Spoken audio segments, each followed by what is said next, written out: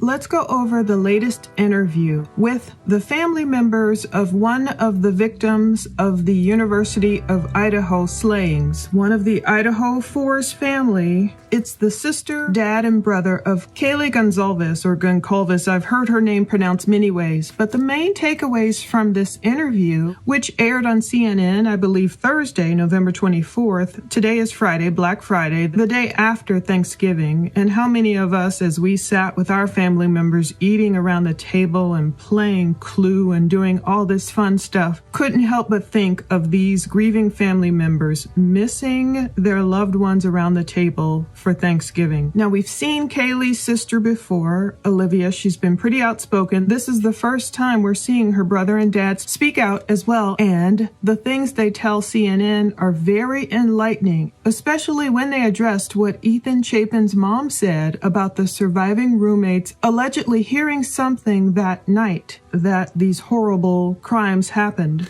And again, they're going to talk about the police and their frustrations with the Moscow Police Department and the lack of information. But it starts out with CNN asking them again how they're doing. And Steve, Kaylee's dad, is going to say it's not real to him yet. He's still in a bit of denial. He's hoping for justice, so he's switching his mode into thinking, let me get justice. Try and find some justice. He said, that's where I'm at. How you guys doing?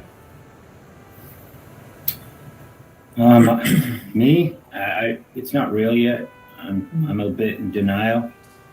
I'm hoping for justice. That's why I'm trying to switch myself into that mode to try to find some justice. That's where I'm at.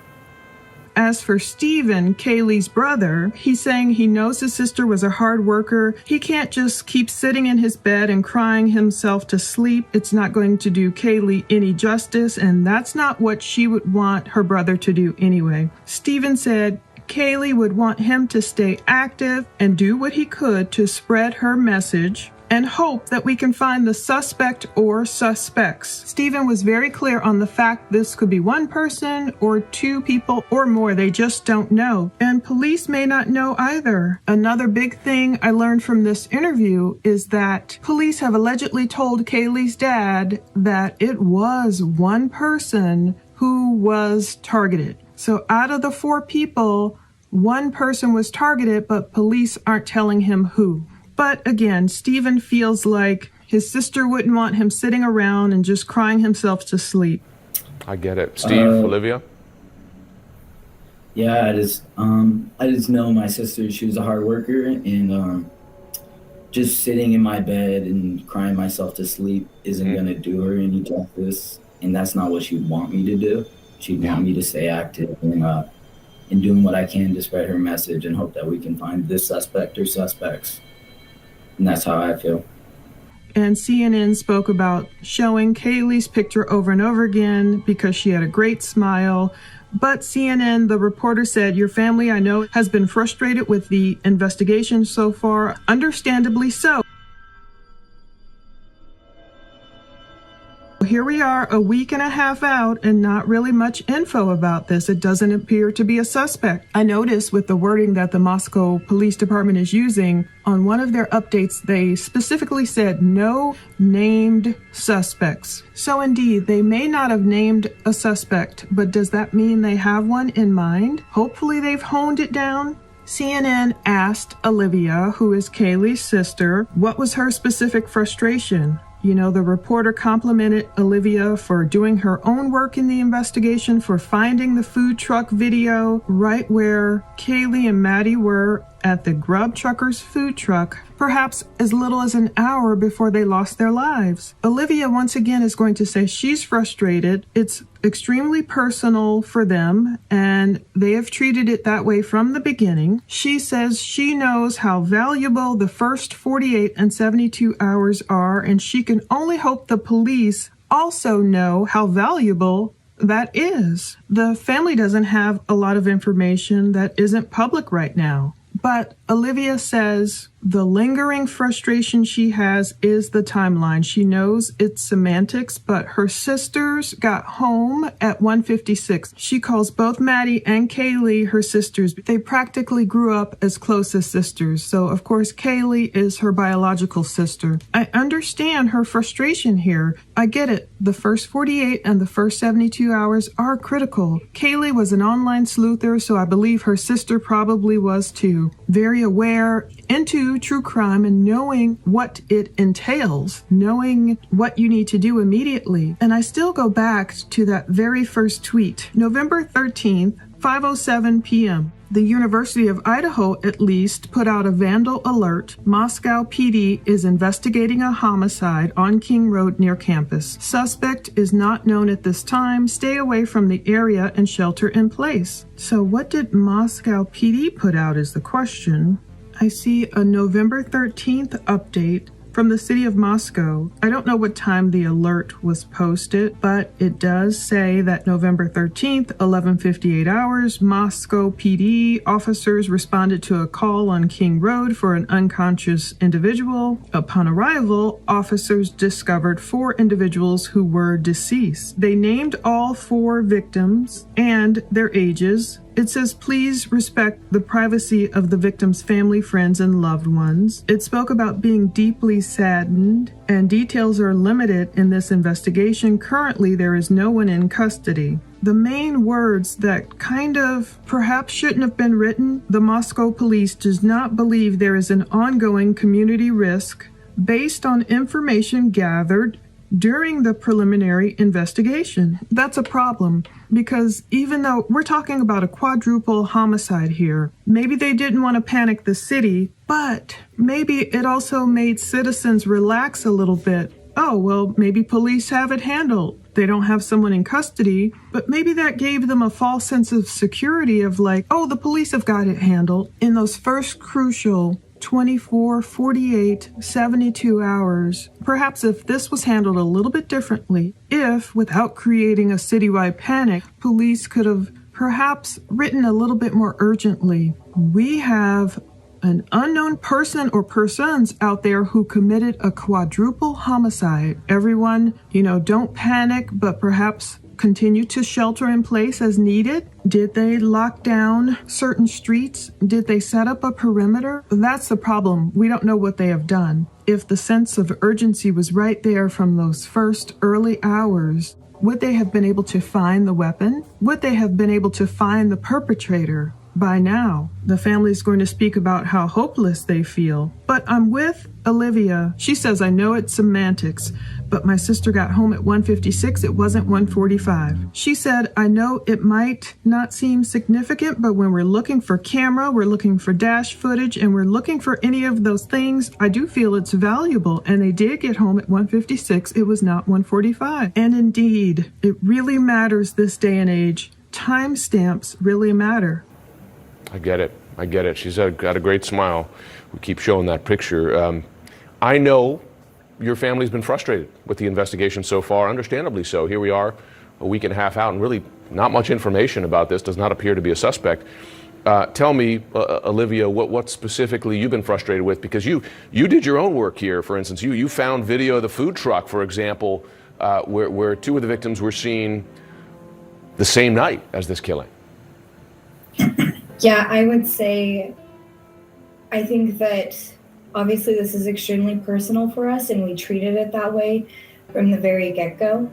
I know how valuable those first 48, 72 hours are. And I can only hope that the police also know how valuable that is, and that they have a lot of information there that just isn't public right now. I will say the one lingering frustration I have is the timeline. I know it's semantics, but my sisters got home at 1:56. It wasn't 1:45. I know it might not seem significant, but when we're looking for camera, when we're looking for dash footage, when we're looking for any of those things, I do feel it is valuable, and they did get home at 1:56. It was not 1:45. Back in the day, maybe it didn't matter as much because we weren't so reliant on CCTV footage and, like they said, Tesla footage or all these timestamps. She doesn't know why police keep saying they got home at approximately 1:45. It matters more so. Back in the day, maybe when they were doing press conferences, if they did them in the 1940s or what have you, maybe it wouldn't matter as much.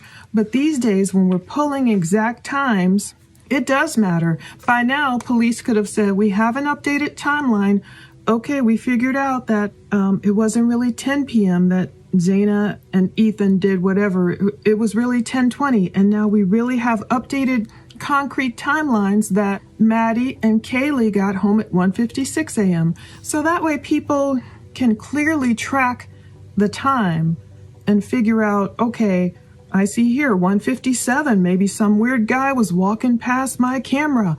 That's why it helps. Or 1:59, I see on my footage some weird guy running away. Oh, maybe he had on a mask. This is all conjecture, but I'm with Kaylee's sister on that.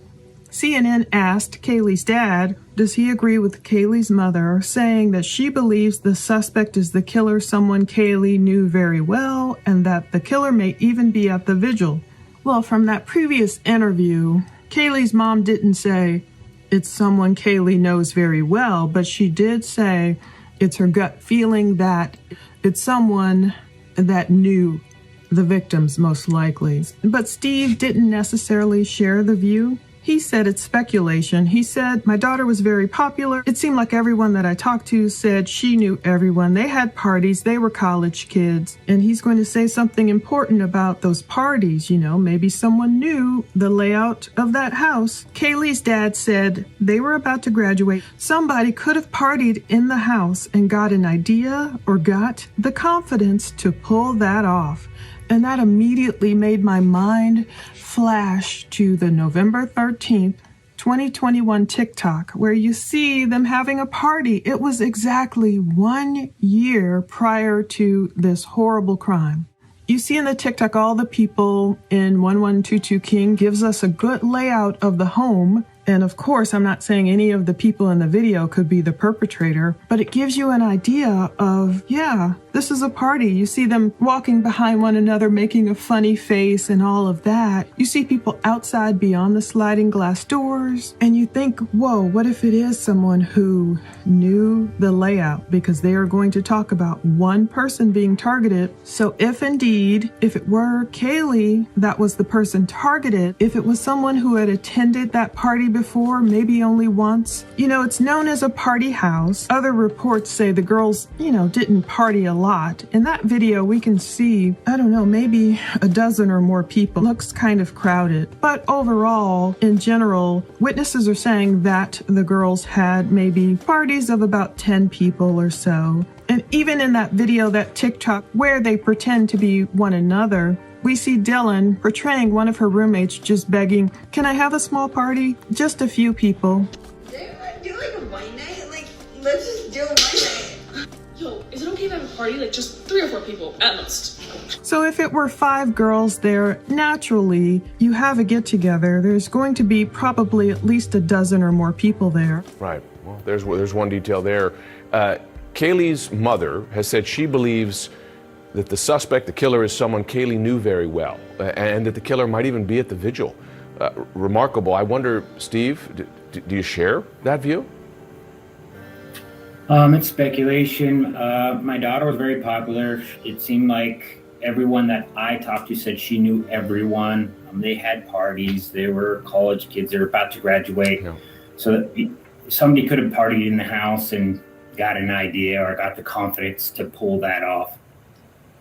Like Kaylee's dad said, they were about to graduate. At least Kaylee was, and that's the time where you really want to see all your friends and have a good send-off. But was it someone who really knew the layout and knew how to get in and knew if a door would be open or knew the code? CNN brought up the idea of Kaylee having a stalker. The reporter said, I'm very conscious with this story of how many rumors have been circulating. A lot of those rumors turn out not to be true. But the discussion of the possibility of a stalker, did Kaylee have one? Have the police been able to stand that up? Or they seem to be knocking it down? Olivia said, yeah, it seems to be knocked down, but anything of that information would be new to us as well. Olivia said her sister Kaylee FaceTimed her. She didn't call or text. She FaceTimed her sister literally for hours almost every single day. She was extremely cautious. She was very vigilant. She thinks that if her sister had a stalker, she would have noticed something and she would have told her family. She wasn't scared to get us involved in her life in any capacity like that. That is leading me to believe that maybe Kaylee didn't have a stalker. Of course, she may have had one and thought, oh, I don't want to worry my mom and sister. I'll keep it to myself and just tell my friends. Or it could be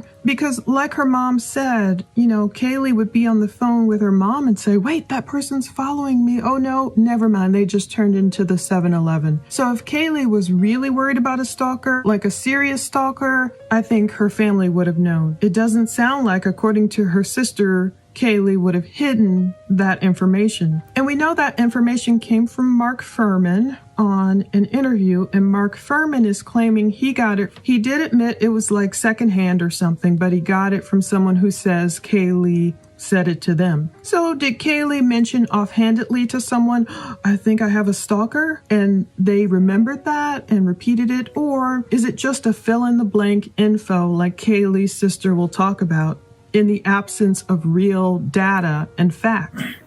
Steve, this question of a stalker, and I'm very conscious with this story of how many rumors have been circulating, and a lot of those rumors turn out to not be true. But Stephen, this discussion of the possibility she may have had a stalker, have police been able to stand that up, or not? They seem to be knocking that down.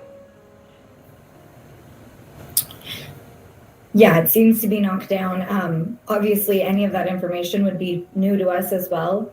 Kaylee FaceTimed me. She didn't call or text. She FaceTimed me for literally hours, almost every single day. And she was extremely cautious. She was very vigilant. I think that she really would have noticed something, and she would have said it to us. She wasn't, scared to get us involved in her life in any capacity like that. CNN told the family, I know you're frustrated with how much information, developments in the investigation are being shared with the public. He asked, are they sharing anything with you that they're not sharing with the public in light of the fact that this was your sister, this was your daughter? Kaylee's dad said, I'm not getting anything. They're not sharing much with me. He did say he notes there are separation of duties there. They have the FBI, so I'm not sure. He doesn't know how much the individuals that he's speaking with, which are local authorities, are actually exercising their different jurisdictions. He thinks the locals, I guess, might not know a lot because they have briefings. I don't know if he meant local or FBI. And if they haven't had a briefing, they probably don't know exactly what's going on. I don't know if the agencies are talking to one another. I hope they are. Or does he mean press briefings if they're not having any more? I don't know if any more are scheduled. We'll see. If there's nothing much to pass on. I know you're frustrated with how much and how information, developments in the investigation are being shared with the public. Are they sharing anything with you that they're not sharing publicly in light of the fact that this was your sister, this was your daughter? I'm not getting anything. They're not sharing much with me. I know that there's a separation in duties there. They do have the FBI now, so I don't know how much the individuals that I'm talking with, which are the local, are actually exercising their different jurisdictions. I think they might not know a lot because, they have briefings, and if they haven't had a briefing, they probably don't know exactly what's going on. CNN asked, are they contacting you at all? Are they keeping you updated more than they are, say, on the website or with these press briefings? And Kaylee's dad said, to be honest, they're not. He said, yesterday I asked about the stalker question and they couldn't confirm anything. And then today I hear that they're reaching out to the community saying there's a stalker involved. So I don't know what to make of that. So I don't know what he meant by, they're reaching out to the community saying there's a stalker involved. But Kaylee's brother said they're just so vague with everything that they say, and then they'll slowly pull it back layer by layer until then you find the real story. Her brother said it all started with the sharp-edged weapon. What was the use in telling the community that a sharp-edged weapon was used instead of just coming out and telling us it was a knife from the beginning? I don't understand the purposeness of being so vague, he said. said, "You're not holding the integrity of the case together by not telling anybody anything." Now, I can imagine the family's frustration. I think about their point of view, but then I also think about the cop's point of view, especially when you're trying to report facts. You might say sharp-edged weapon, remember, because initially they might not have known what the heck was used because they don't have the weapon in their possession. It's not necessarily maybe like ballistics, where if you saw shell casings or if you have something left behind where you can tell, okay, this likely came from this type of weapon. Sharp-edged weapon, initially, maybe because they didn't know if it were an actual knife. Could it have been a sword? Could it have been a machete?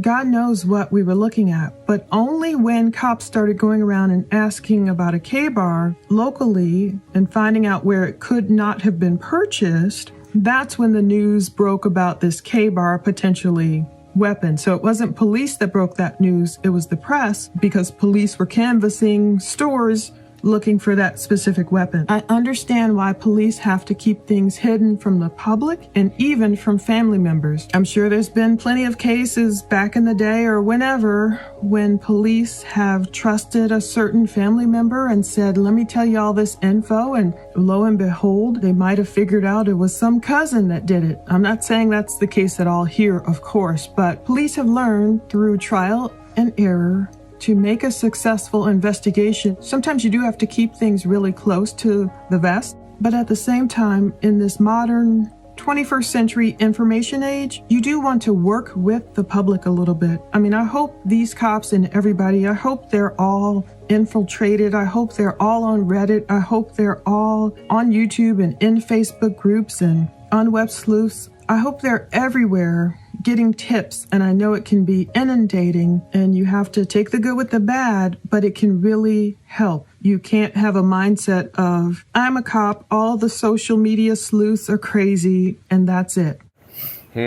Are they contacting you at all? Are they keeping you updated more than they are, say, on the website or with these press briefings?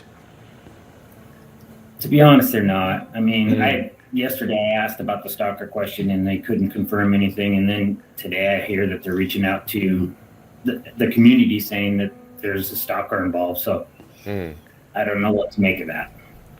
It's a lot of sorry, go ahead, Steve. Purposely, they're just so vague with everything that they say, and then they like slowly peel it back layer until you like find the real story. It all started with a sharp-edged weapon. What was the use in telling the community that a sharp-edged weapon was used instead of just coming out and telling us that it was a knife from the beginning? I don't understand the purposeness of being so vague. You're not holding the integrity of the case together by not telling anybody anything. But CNN was asking what are the family's frustrations with police about how they've handled the crime scene. Kaylee's dad was frustrated that cops expanded the crime scene. He said there was volunteers that walked around and they disclosed that they were looking and found different things. So it's good. These volunteers, did they find actual evidence behind the house or in front of the house or in the parking lot? Where? He did not specify. It was not the weapon, I'm going to assume, because I believe that still hasn't been found. And that's another reason police may not have wanted to disclose what type of weapon it was. If it were a K-bar used, that's something that maybe only the perpetrator would have known. If that person makes a confession one day, that could have been one way to tell, okay, this person knows what they're talking about. Or if there were a witness or something and there was a K-bar used, if all the public didn't know that now, that's something valuable the police could have kept to themselves. Kaylee's dad went on to say that, I guess police did share with him that the expansion of the crime scene may have had more to do with keeping the cameras farther out than it does with actual evidence gathering. He hopes that's the case. He said because it would be pretty disheartening to know that a week later that you didn't have the right crime scene. So it could go either way. It could be that perhaps law enforcement has a little egg on their face.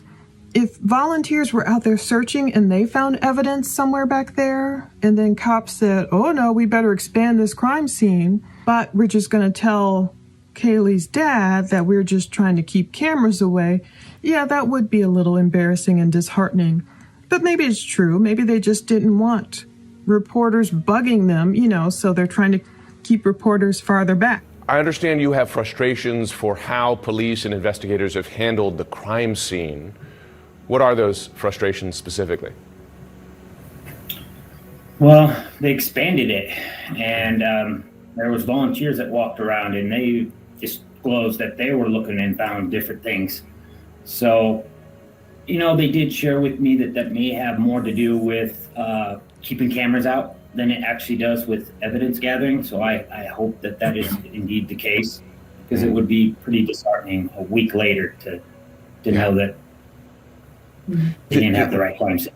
This is the part where they speak about the surviving roommates having heard something, which was surprising, something I heard, but I finally just tracked down where it came from. CNN said, the mother of one of the surviving roommates, reminding viewers that there are 2 roommates who survived this, told a reporter that those roommates heard something that night.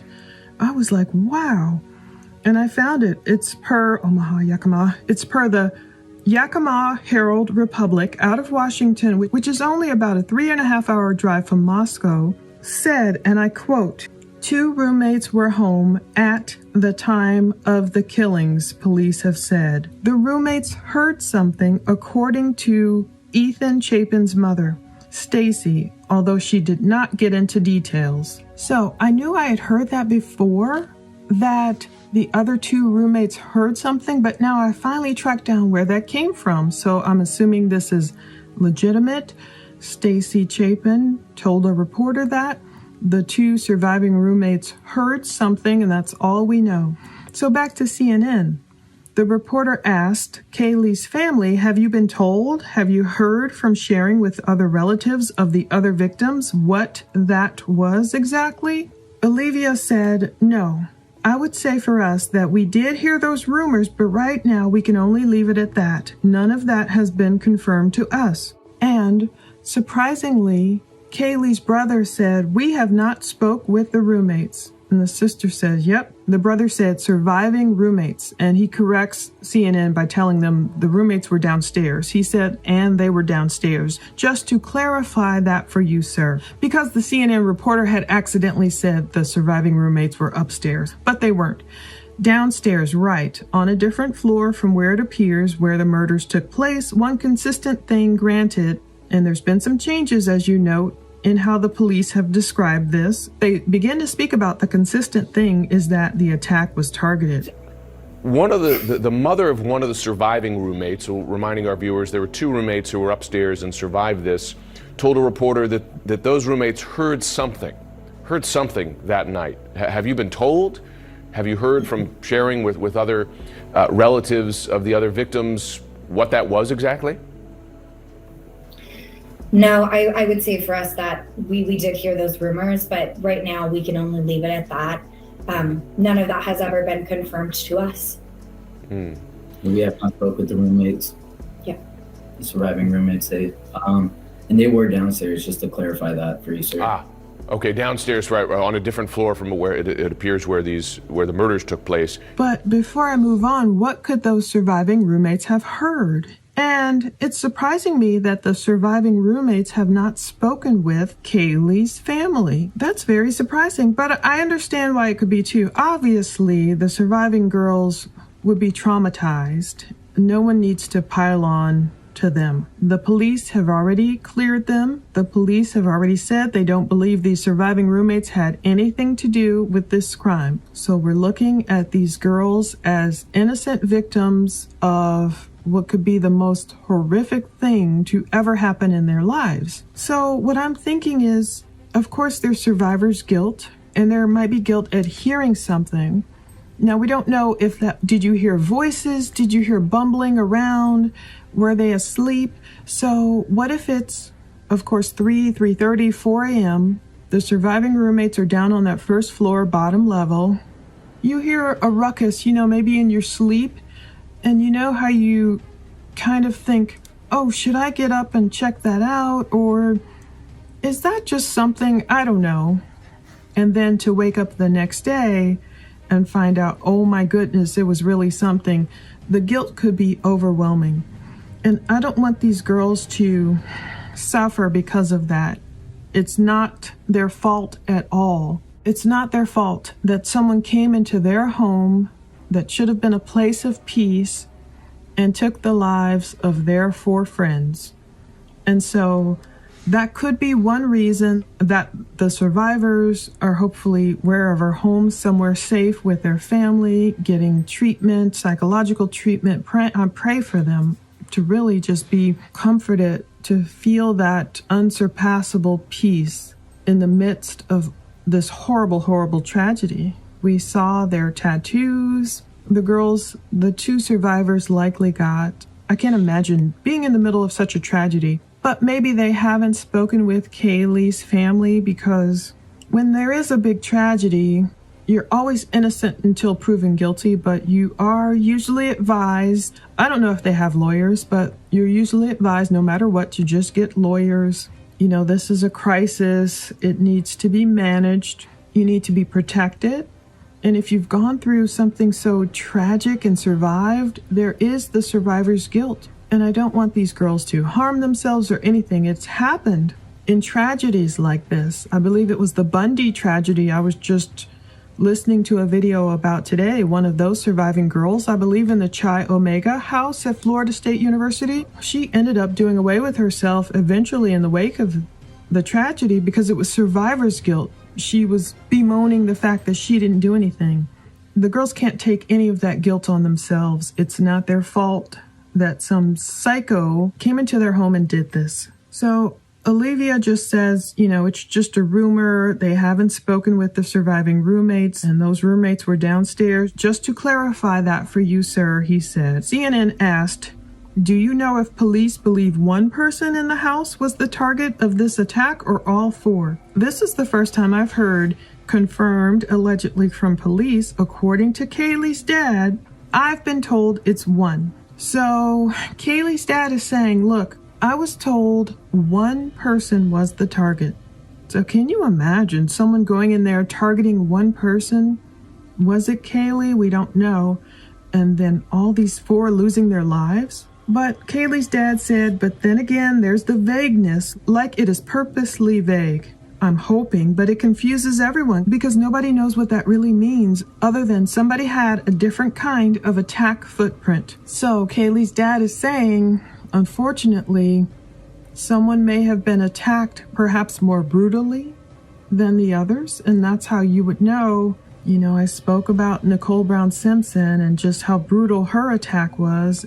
If memory serves, it was, of course, just as horrific as Ron Goldman's, but you knew Nicole Brown Simpson and that attack was the target. So is it something police can't say? Again, I see both sides of it. If police were to come out and say, we believe Ethan was the target, well, then we know people could dive deeper into Ethan's activities and everything he did prior to this horrible hour on November 13th. The resources could be spent diving deeper into that particular person. And maybe that's what cops are doing. I understand why they have to be vague, but even, you know, maybe they could tell the family. Maybe that would harm the investigation. I don't know. Kaylee's dad said, I feel like we just want some more. We all want to play our part in helping, and we can't play our part if we don't have any real substantial information to work from. And CNN said, I get it. You want to help. Like Olivia, she found that video that has been very helpful in the investigation. I'm sure you want to help. Has anyone indicated to you if that 1 person that was targeted was Kaylee the target? Has anybody shared that info with you? Kaylee's sister said they won't confirm. And her brother said, you know, you can catch it if you listen with headphones and closely. I've listened to the interview probably like 3 times now. Her brother said, and police know who it is. But then Kaylee's dad came back and said, we've heard the rumors that that's the case, but it's just a rumor. One consistent thing, and granted there's been some changes, as you note, in how the police have described this. One consistent descriptor has been that the attack was targeted. Do you know if police believe 1 person in the house was the target of this attack, or all 4? I've been told it's 1, but then again, there's the vagueness. Like, it's like purposely vague. I'm hoping but it confuses everyone. Yeah. Because nobody knows what that really means, other than maybe somebody had a different kind of attack footprint. Mm-hmm. Yeah. So, I feel like we just want some more. We all want to play a part in helping, and we can't play a part if we don't have any real substantial information to work from. Yeah, I get it. You want to help. So, I mean, Olivia, you found video that has been helpful in this investigation. I'm sure you do want to help. Has anyone indicated to you that if it was indeed one person targeted, was Kaylee the target? Has anybody shared that with you? They won't confirm who that was to us. The police, that is. We've heard the rumors that that's the case, but it's just a rumor at this point. The brother says, yeah, tons and tons of rumors, but nothing from the police. Olivia said, and I think it's a lot of those rumors stem from all the vagueness, and it's human nature to want answers. It is human nature to kind of put forth a theory so that you can even comprehend it in your brain. And so I think that's how we're all getting all these really, really off-the-wall theories, she said, and some of these theories like Kaylee had a stalker, and even we're sitting here scratching our heads saying, no.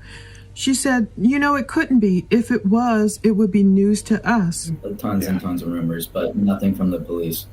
And I'll say I think a lot of those rumors do stem from all of the vagueness, and it's human nature to want answers. It's human nature to kind of put forth a theory so that you can even comprehend it in your brain. And so I think that's how we're getting all of some of these really, really off-the-wall theories, and some of these theories like Kaylee had a stalker, that even we're sitting here scratching our head saying, no, it couldn't be. If it was, it would be news to us. So I don't know if Kaylee really had a stalker or not. But CNN says, I'm sure it's frustrating. Your family has been very outspoken in support of Jack. They're talking about Jack DeCour, Kaylee's ex-boyfriend. On the Moscow police website, though, he is not listed notably as someone who's been cleared in the investigation. To your knowledge, is that significant? Olivia said no, and the brother nods yeah, like he's agreeing with her. I don't personally think so, because I think that there's the entire rest of the world of people on that list who've not been cleared, including Maddie's boyfriend, including any associates of Zaina or Ethan that might not be involved. So she doesn't find that significant at all, which kind of makes sense. I think with Moscow police, they are trying to, rightly so, protect people who would be incorrectly targeted. Like Hoodie Guy at the food truck, initially everyone was like pointing fingers at him. It's good for police to, if they really ruled him out, if he's got solid alibis they've already confirmed and corroborated, that's a good solid that police did him to say, no, we know this guy didn't do it. We know the private driver didn't do it. We know the surviving roommates didn't do it. It's good they did that, because every person that the mob starts focusing on and going after, and probably Lord knows what, harassing people or what have you, no wonder the surviving roommates haven't spoken with Kaylee's family. Maybe they're off in hiding somewhere or off in a different part of the world.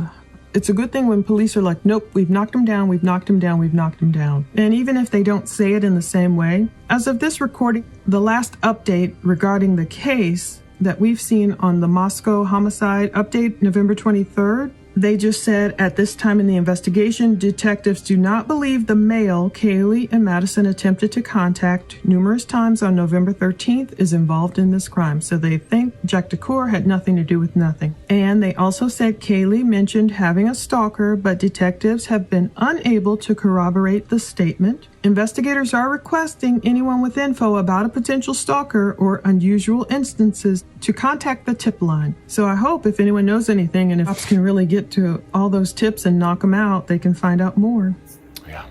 Yeah. I am sure it is frustrating. Your family has been very outspoken in support of Jack. He's Kaylee's ex-boyfriend. And on the Moscow police website, he is not listed, notably, as someone who has been cleared in the investigation. To your knowledge, is that significant?